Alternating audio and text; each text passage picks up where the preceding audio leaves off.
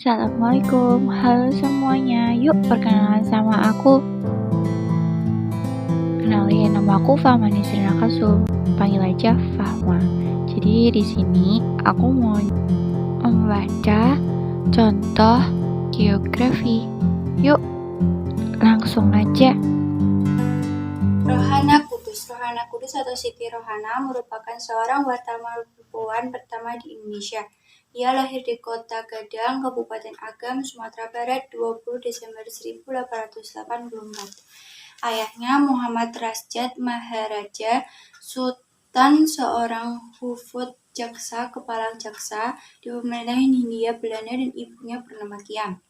Rohana Kudus merupakan kakak tiri dari Sultan Jahir, Perdana Menteri Indonesia yang pertama, dan juga mak tua bibi dari penyair terkenal Chair Anwar.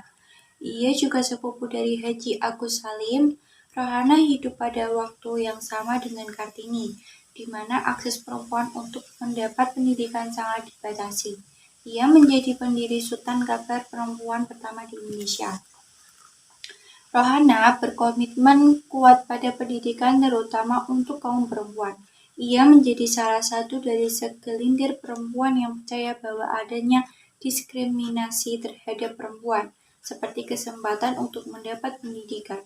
Ia melawan ketidakadilan untuk mengubah nasib kaum perempuan dengan kecerdasan, keberanian, pengorbanan, dan perjuangan.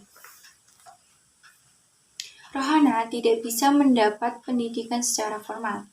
Ia hanya belajar dengan ayahnya yang selalu membawakan bahan bacaan dari kantor. Hasrat dan semangat belajar yang tinggi membuat Rohana cepat menguasai materi yang diajarkan ayahnya. Dalam umur yang sangat muda, Rohana sudah bisa menulis, membaca, dan berbahasa Belanda. Ia juga belajar abjad Arab, Latin, dan Arab Melayu. Ketika ayahnya ditugasi ke Alahan Panjang, Rohana bertetangga dengan pejabat Belanda, atasan ayahnya.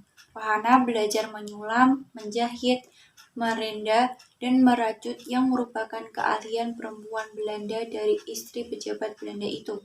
Beliau juga banyak membaca majalah terbitan Belanda yang berisi berbagai berita politik, gaya hidup, dan pendidikan di Eropa yang sangat digemari Rohana. Setelah kembali ke kampung, ia menikah dengan Abdul Kudus, seorang notaris pada usia 24 tahun. Berbekal semangat dan ilmu yang dimilikinya, Rohana mendirikan sekolah keterampilan khusus perempuan pada 11 Februari 1911 yang diberi nama Sekolah Kerajinan Amai Setia. Di sekolah tersebut diajarkan berbagai keterampilan untuk perempuan seperti mengelola keuangan, tulis baca, akhlak pendidikan agama, dan bahasa Belanda. Tutur kata Rohana setara dengan seorang berpendidikan tinggi yang mempunyai wawasan yang luas. Karena keinginan memajukan pendidikan kaum perempuan di kampungnya sangat tinggi, maka muncullah surat kabar Sunting Malju pada 10 Juli 1912.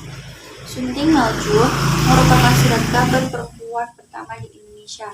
Pemimpin redaksi, redaktur, dan penulis di surat kabar ini adalah perempuan.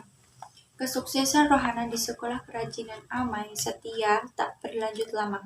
Pada 22 Oktober 1916, seorang murid yang telah ia didik sampai pintar menjatuhkannya dari posisi direktris dan penningmeister dengan tuduhan penyelewengan penggunaan keuangan. Tuduhan tersebut tidak terbukti di persidangan. Posisi di Sekolah Amai Setia kembali diserahkan padanya. Namun, jabatan tersebut ia tolak. Kemudian Rohana mendirikan sekolah dengan nama Rohana School di Bukit Tinggi. Rohana mengelola sekolahnya sendiri tanpa minta bantuan siapapun untuk menghindari permasalahan yang terulang kembali. Rohana School sangat terkenal dengan banyak murid tidak hanya dari Bukit Tinggi, tetapi juga dari kawasan lain. Rohana menghabiskan masa hidupnya dengan belajar dan mengajar. Ia mengubah paradigma dan pandangan warga Kota Gadang terhadap pendidikan untuk kaum perempuan. Menurutnya, perempuan harus mendapat pendidikan dan perlakuan yang benar.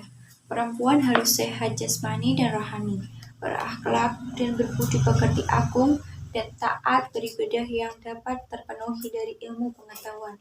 Hingga akhir ayat, rohani terus berjuang. Saat merantau ke Lubuk, Pakam, dan Ajang, ia mengajar dan memimpin surat kabar perempuan memainkan usaha.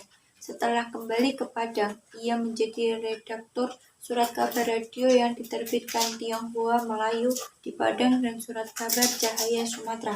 Perempuan yang wafat pada 17 Agustus 1972 itu mengabadikan dirinya untuk bangsa dan negara, serta menjadi kebanggaan untuk kaum perempuan. Terima kasih teman-teman semua. Wassalamualaikum warahmatullahi wabarakatuh.